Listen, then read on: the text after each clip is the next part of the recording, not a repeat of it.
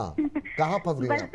Sir हम इस share में फंस गए सर, क्योंकि उसके पहले मैं नए नए मैं आई थी शेयर में, अच्छा। मैं शेयर मार्केटिंग में, हम्म। मुझे नॉलेज नहीं था। अब तो बोनस से काफी चीजें देख करके सीखने को काफी चीजें सर मिल रही हैं, थैंक यू मैम। और थोड़ा थोड़ा नॉलेज भी हो रहा है सर। जी जी। अब इसमें सर मैं IRSP RVNL में मैं फंस गई हूँ। अब समझ में नहीं आ रहा सर, इतना लॉस हो रहा है ना कि मुझे समझ में नहीं आ रहा कि मैं इसको कवर कैसे करूँ।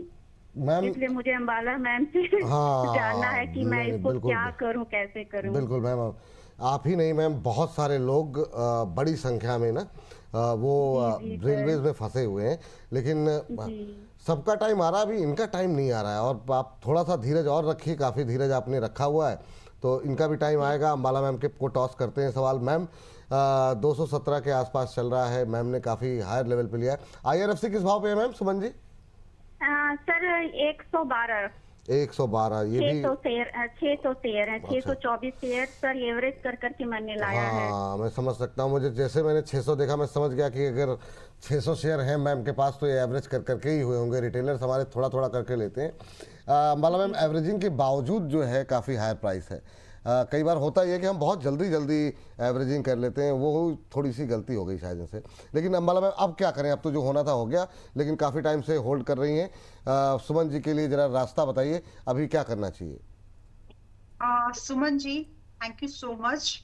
और जब आप रेगुलरली हमें सुन रही हैं तो आपको ये चीज भी बहुत क्लियरली मेरे मुंह से बार बार सुनने के लिए मिल रही होगी कि रेलवे स्टॉक्स पर दिसंबर से ज्यादा हम नहीं रुकेंगे। मतलब अगर वो दिसंबर के बाद चले तो अपना बैड लक मान लेंगे, और अगर दिसंबर तक चल गए तो अपना गुड लक मान लेंगे। अब क्योंकि इन स्टॉक्स में प्रॉब्लम, विपुल जी की बातों में एक जवाब था कि ये चल क्यों नहीं रहे। देखिए, बजट की प्रॉब्लम है, एक्सेप्ट दिस। और धीरे धीरे करके गवर्नमेंट अलग अलग स्टॉक में से अपने इन्वेस्टमेंट्स को बेचकर पैसे जुटा रही है, अलग अलग स्कीम्स के लिए, अलग अलग प्रोजेक्ट्स के लिए, सब्सिडाइज प्रोजेक्ट्स जो भी आ रहे हैं, या फिर किसी सेक्टर को बूस्ट करने के लिए।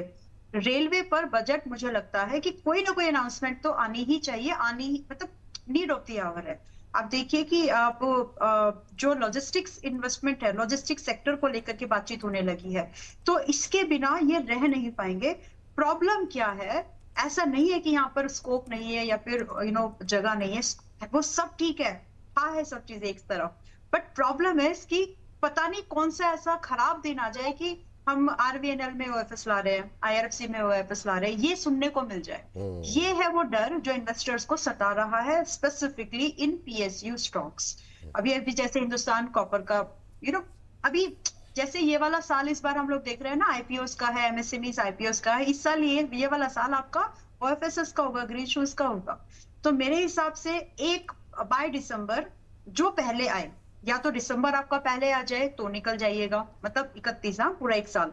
या तो अगर आपका दिसंबर पहले खत्म हो जाए तो निकल जाएगा, या फिर स्टॉक RVNL की स्पेसिफिकली अभी बात कर रही हूँ, अगर इसने 190 तोड़ा तो बिल्कुल छोड़ दीजिए। मतलब उसके बाद रिकवरी की एक्सपेक्टेशन रखना, रिकवरी भले ही आ जाए लेकिन जो पुरानी महंगी बाय वाले लोग हैं उनको नहीं मिल पाएगा, because by the time stock में 150%, 100 से 150% की मूवमेंट करनी पड़ेगी, तब जाकर के बस प्राइसेस रिकवर होंगे।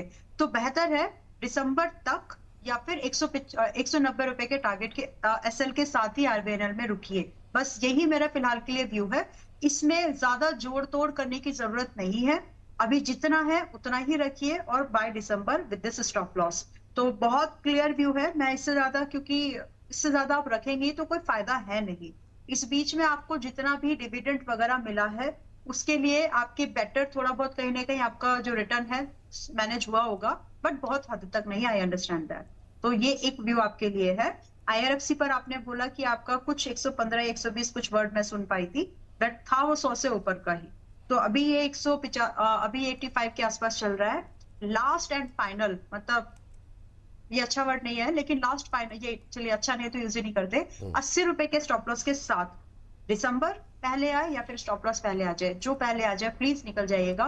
क्योंकि इन स्टॉक्स में फिर रिकवरी वाली जो उम्मीद है वो कहीं हद तक वही बात है कि रिकवरी आते आते बहुत सारी मूवमेंट हो जाएगी, तो फिर वही होगा कि ऊपरी भाव पर जाकर के प्रॉफिट बुकिंग आ जाएगी। तो ये आप थोड़ा सा, और रेलवे में आपके पोर्टफोलियो का वेटेज, सभी के लिए बात मैं जरूर बोलना चाहती हूँ कि अगर आपके पोर्टफोलियो का वेटेज 5 से 10% के बीच का है तो ठीक है, अगर इससे ज्यादा का है तो हल्के कर लीजिए प्लीज। ये बात यहाँ पर है।